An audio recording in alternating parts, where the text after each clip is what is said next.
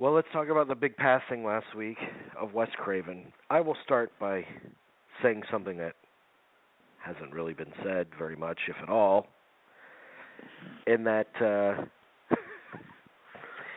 I find that with his passing, a lot of the same people that probably dismissed him for much of the time are now like lionizing him, and I think it's a little disingenuous because, in my opinion, and I know in the opinion of a lot of other people, he made many okay movies.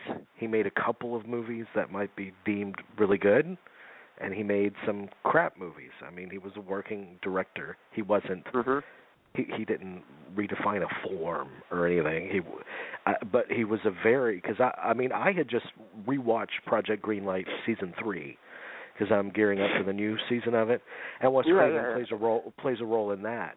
And then I've heard interviews with him on Terry Gross, and he was like a fiercely intelligent, soft-spoken, very warm person, but very intelligent about the horror genre and what it was he did.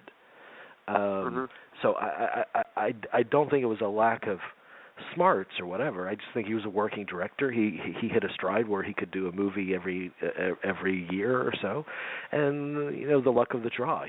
There were movies that came to him that he chose that just weren't very good material. Yeah. But he could do a very competent job when he had great material or good material. Yeah. I mean, I agree with you there. I mean, and I agree with the point you made. The same people who were praising him were just a week ago dismissing him big time. Let's not forget that. What I couldn't get over is that movie, Curse. Though I forgot all about Curse, and I remember watching it in the theater, and I was just like, "Are you serious?" What movie is that? Movie is Curse. The werewolf one. Yeah. The werewolf genre, like a kind of Scream-like movie. It had Christina Ricci and Jesse Oh Eisenberg. my God. You remember? I mean, no. And if you don't remember, nobody remembers that movie. It's so bad. It's so bad. And that was one of his last. No, wasn't it? That was he did Red Eye after that same year. Red Eye, at least I thought Red Eye was a decent movie. But then after Red Eye, I mean, we get Scream 4 and then there's another one that year, which was so bad I don't even remember it. But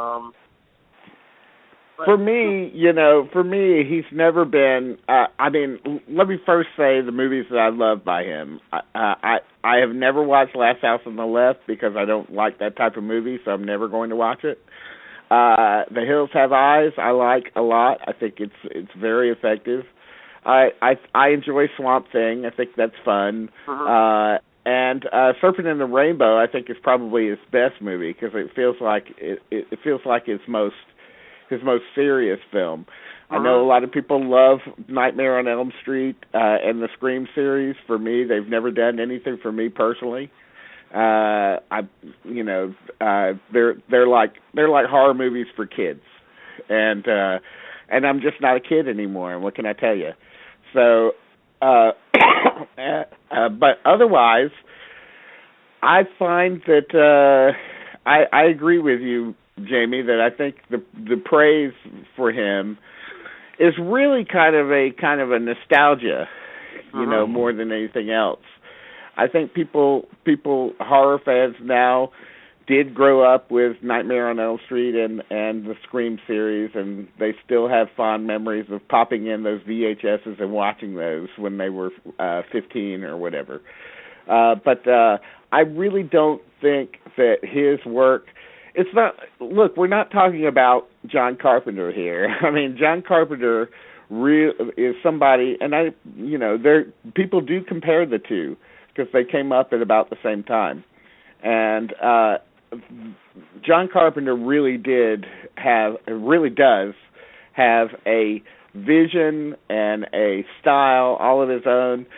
For the life of me, I can't find a style, a through line through all of Wes Craven's movies, except that they're all mostly horror films. He has a much more diverse career too.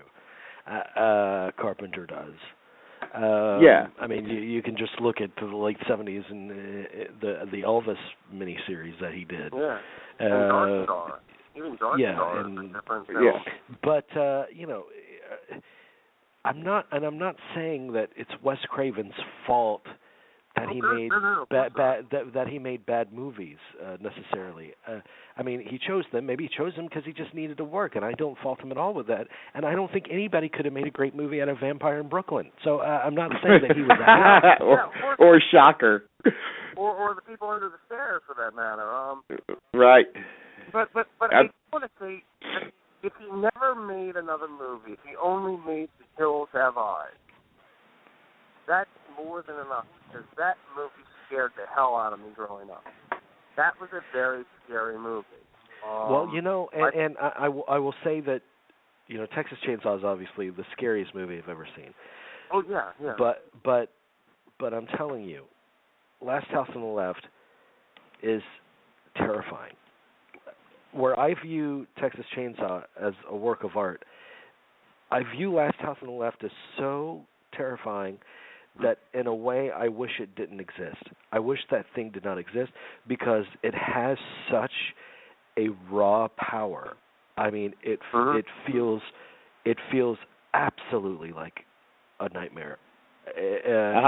It does its job, and in between it has this really stupid like Keystone Cops thing in it that makes it so weird. But the scenes of torture and what have you.